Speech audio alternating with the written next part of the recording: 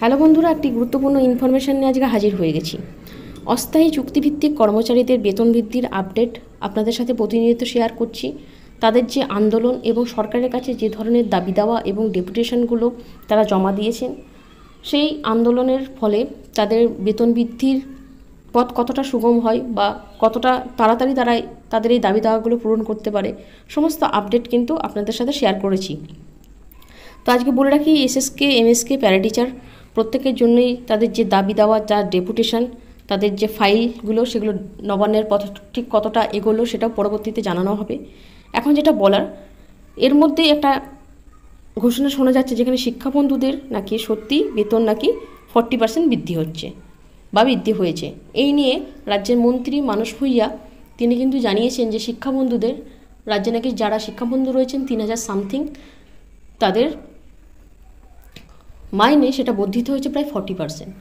এই বিষয়ে সত্যতা জেনে আপনাদের সাথে শেয়ার করছি, যেটা তাদের মাইনে কিন্তু 40% বৃদ্ধি পায়নি। এর আগে যখন 2018 সালের সময় তাদের অর্ডার হয় সরকারি তরফ থেকে যে তাদের মাইনে বাড়ানো হচ্ছে, সেই জিওটা হওয়ার পর, অর্থাৎ তারা হাতে যখন মাইনেটা পায়, প্রায় 10 মাস সময় লেগে গেছিলো। অর্থাৎ 10 মাস পর তারা মাইনে পেয়েছিল হাতে। সেই 10 মাস পরে যে তারা মাইনে পেয়েছিল, সেই 10 মাসের টাকাটা এখন এরিয়ার হিসেবে তাদেরকে দেওয়া হচ্ছে। এত বছর পর তারা এরিয়ার হিসেবে 10 মাসের টাকা হাতে পাচ্ছেন। সেই টাকাটা যেহেতু এখন তারা হাতে পাচ্ছেন, তাই এটাকে ভুল হিসাবে চালনা করা হচ্ছে যে তাদের মাইনে নাকি 40% ইনক্রিজ হয়েছে। এই মাইনেটা এখন তাদের ইনক্রিজ হয়নি, এটা পাস্ট, বিগত দিনে তাদের মাইনে বেড়েছিল। সেই বর্ধিত মাইনের 10 মাসের টাকা এরিয়ার হিসেবে তারা হাতে পাচ্ছেন। এখন তাদের মাইনে কিন্তু বৃদ্ধি পায়নি। সে আগের নিউজটাকেই এখন বলা হচ্ছে, যেহেতু তারা এখন টাকাটা হাতে পাচ্ছে, যে তাদের মাইনে নাকি এখন 40% বৃদ্ধি পেয়েছে। একদমই সেটা নয়।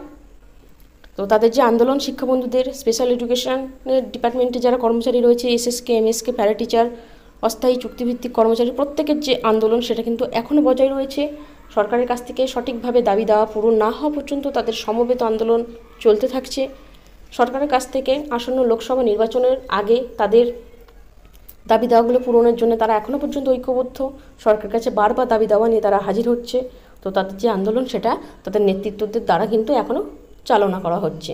তো এই মুহূর্তে কিন্তু এরকম কোনো নিউজ নেই যে তাদের 40% বেতন সেটা ইনক্রিজ পাচ্ছে, এই ধরনের কোনো নিউজ কিন্তু নেই।